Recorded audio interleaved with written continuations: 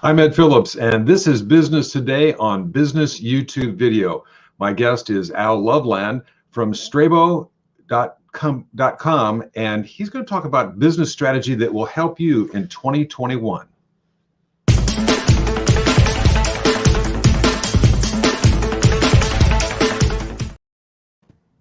Al Loveland is here. Al, in the interest of full disclosure, we have to admit that we are friends and have worked together, and want to welcome you to the show.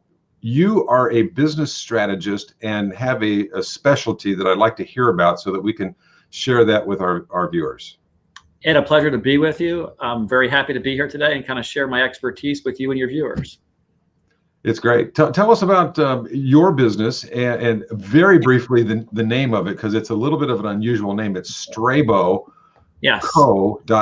is your website. Yes. Where in the world did you come up with that? Well, part of what I do as a consultant is that business owners have a vision, and then they go back and they create their strategy. And then one of the biggest problems you have is actually doing it. And the one thing I do as a business consultant is I help my clients actually do it. And one thing my tagline is navigating your journey confidently. And I kind of define that journey as when you start your business to when you close it.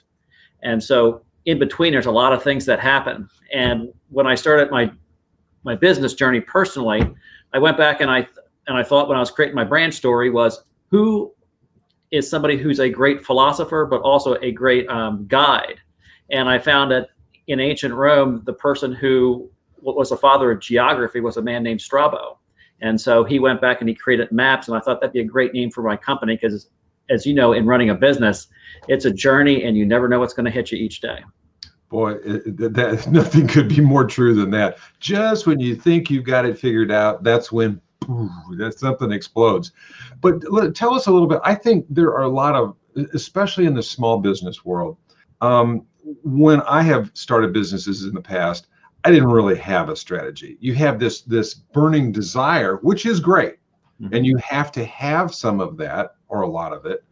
But to sit down and have a strategy, I think a lot of businesses kind of say, well, it'll take care of itself. Does it take care of itself? It doesn't.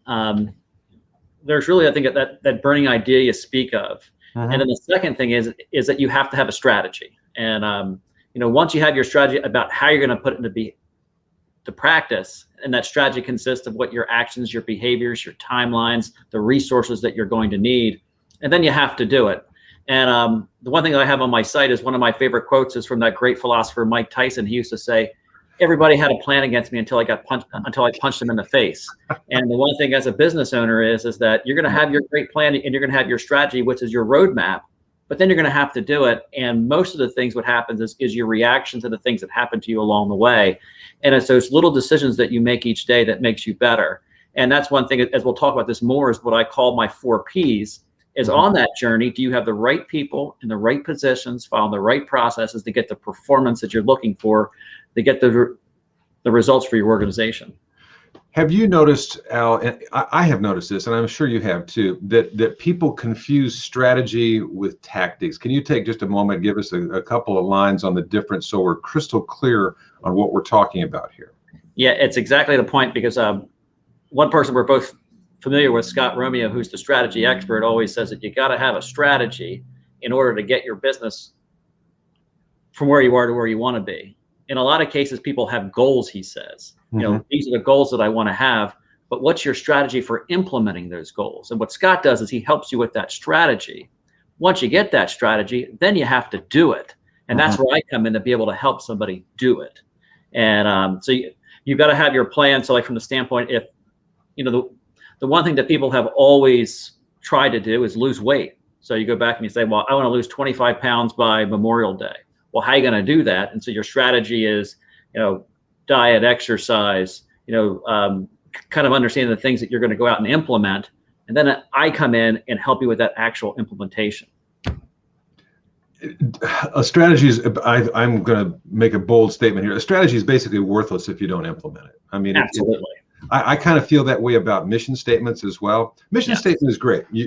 That's part of your whole milieu of what you do. But if it's BS, it's just a mission statement. It doesn't mean anything. And I find that to be true in more businesses than I care to think about. But I've also heard too that people like to do the thing, whatever that thing is. That's their business. They like to do the thing, but they don't like to market it and sell it. And so how does that fit into what you talk with people about with strategy and execution?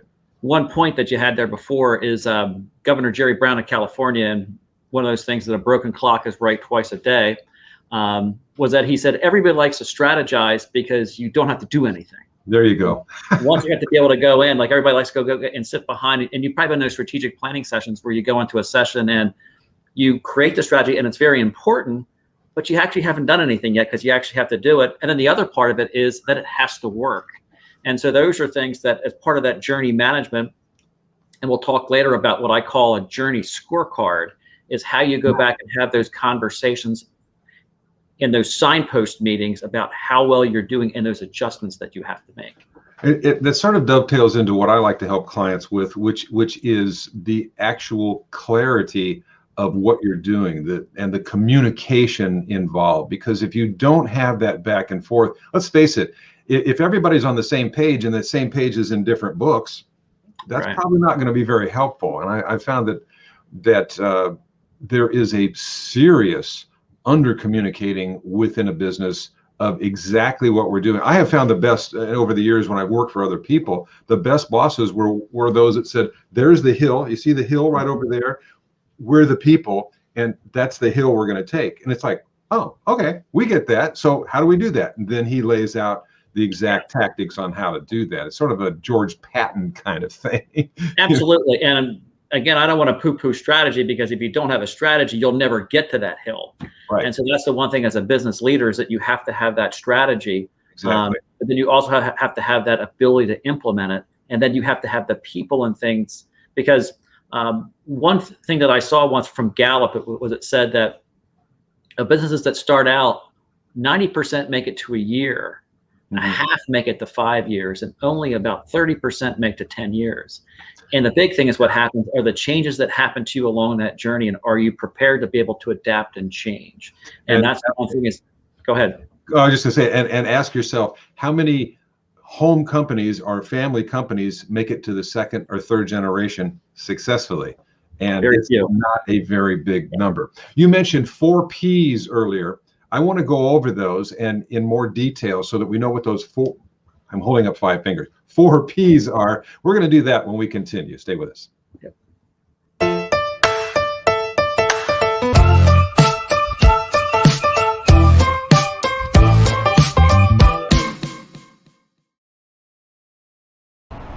Hey guys, it's Chef Bridget. It is that time of the week. Our meal prep menu is up. Make sure your orders are in by Sunday, 10 a.m. for Monday or Tuesday delivery. We've made it really simple for you. Just head to the website, bbslatinkitchen.com. Click on meal prep. And also, while you're there, check out our catering and special events. If you have any questions, feel free to contact me, and I will be more than happy to answer any questions. Thank you, and have a great week, guys.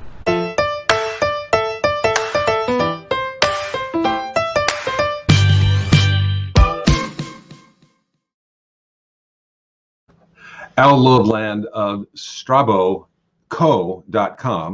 is my guest today. And he's a business strategist, but he's also an implementationist. Is that a fair statement?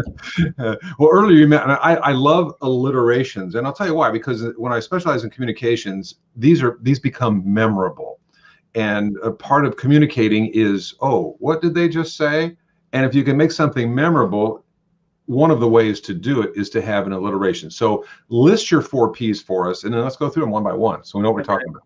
The 4 Ps are the right people in the right position, find the right processes to get the performance that you're looking for in your business. And that's the one thing, as you kind of get on your journey, you can't do it all yourself. You're going to need people to be able to go out and help you. Mm-hmm. The second thing you need to have positions within your organization. In a lot of cases, a lot of smaller businesses, you can't have those big positions like in big corporations. So you have what I call hybrids, where you kind of have to have different people doing those smaller positions as you grow. You mean those 3 people, me, myself, and I? Sometimes. Yeah, me, myself, and I in a lot of cases. You got to be able to hire people out. And then also the processes, you've got to know what people are doing, because from the standpoint of the process, Once you leave, or you get somebody else to do that, they're going to have to know what to do. And then again, you want all of this to actually get the performance that your organization needs for you to be able to survive and thrive. My guess is that I'm writing these down, literally writing these down. My guess is all four of those P lead to a fifth P, which is profit. Yes. And when you have those four lined up, it seems to me like your pathway is certainly going to be easier. Of course, that's all underneath the umbrella of a strategy and the tactics to work. But go into people just a little bit more, if you would. A lot of times in businesses, we of course want to have people that we like. Makes perfect sense. But is that always the right person to have in that position? One of my favorite quotes that I have on my website is a quote by Michelangelo, where he goes back and he says, "In this thing of granite, I can see that sculpture that I'm going to go out and build." And a lot of times with people is you have to get people in and find what their skill sets are, what they're good at, and then you have to match that skill set to the need that you have in your organization. And so many places they have people that are nice, but they can't do the job. And you have to go back and find what the skill set and either help them develop the skill set or get somebody in that can kind of get that skill set in place. So it's really kind of developing your people. And also too, we've talked before about this, about the challenges of success. A lot of times when you grow into a new environment that requires new skills. And the people, you either have to find the people or help the people develop those things. I've heard repeatedly from other business people that hire slowly and fire quickly. Yes. And that sounds harsh. And to somebody that's not involved in business, that sounds really hard. Oh, you can't put them out on the street. Well, if it's causing the business to collapse for everybody, then you really do that. And I have been fired once, maybe twice in my life. I've fired myself more than somebody else has fired me. And while it was painful, it helped me turn the page in a new chapter in my life, which desperately needed to be done at that point. I've had conversations with clients before where they've gone back and they said, I want to create this family atmosphere. I don't want to fire anybody. But then also I went back and said is that, you know what, you might not fire your employees, but your employees may fire you because they take it just as seriously as you do. And each person has that responsibility in the organization to do what's required of it, because the one thing about business is that it's not a charity. And if you don't hit your targets, you're not going to stay in business and everybody's going to lose their job. Well, that brings us right to the positions, actually. So what position you put them in, are they eminently qualified to do that? I mean, I think that's a very realistic question. Absolutely. In a lot of cases, when people don't have the skill sets, they flail. Like you're saying, one of my personal failures was I was put in a position that I was not good at. I was awful, and I had to end up resigning because I couldn't do the job. It wasn't that I was a bad employee. And the one thing that you want to do is you want to make sure that the talents fit the position. In a lot of cases, people might go back and say, well, this person can't do this position. I want to get rid of them. But they might be a great fit elsewhere. Right. And so the one thing you want to do is understand your positions and understand how much time is required in those positions, because sometimes, a position might only take 5 hours a week and it might grow to 10 hours. But then you have to keep an eye on that, because at a certain point, those positions grow past 40, 50, 60 hours, which then creates that burnout. And then from the standpoint is you have to understand how many resources you need to be able to do your job. Yeah. Well, briefly, let's recap processes as well. I mean, that generally becomes fairly obvious. It's like if you're building something, it's not simple, but you can understand that. Look, we want to get the widget built. What are the processes that we need to do? And then, of course, you build in efficiencies, right? Yeah. And the point of that is taste. Like a lot of times, people want to do things the way that they want to do it.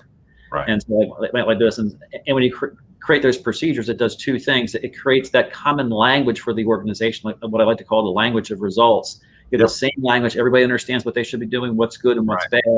And then second, what it does is it creates institutional knowledge. That somebody goes out and walks away from the organization, that knowledge is in their head. It's down on a piece of paper that you can kind of go back and train somebody else. And that's why I'm in general, unless everybody's on board, I'm in general opposed to all the acronyms that are out there. I mean, some people can literally talk in code and they have their own code, maybe in a small department, and then the other departments are going, what are they talking about? Yes. And that can be a real challenge. And performance is your final P.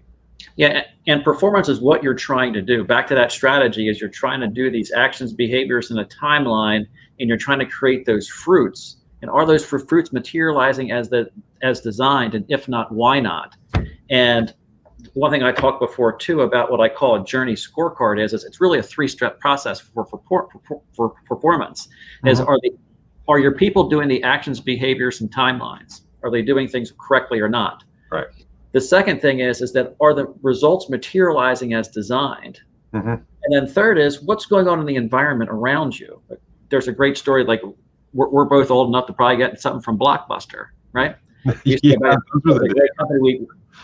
go get our cassette tapes or videos, but then streaming came out and Netflix came out, and now Starbucks Blockbuster is now gone. There might be something going around in your environment. And so from a performance standpoint, you have to understand if the strategy's working, if people are not working at it as designed, and then also if there's changes going around in the environment. Well, Al, you've given us like multiple buckets full of information in a very short period of time. We really appreciate that. Business strategist, expert, and really passionate about helping small, medium-sized businesses is Al Loveland from straboco.com. And we appreciate you being with us here today. I'm Ed Phillips with Business YouTube Video, and that is Business Today. See you next time. Thank you, Ed. You bet.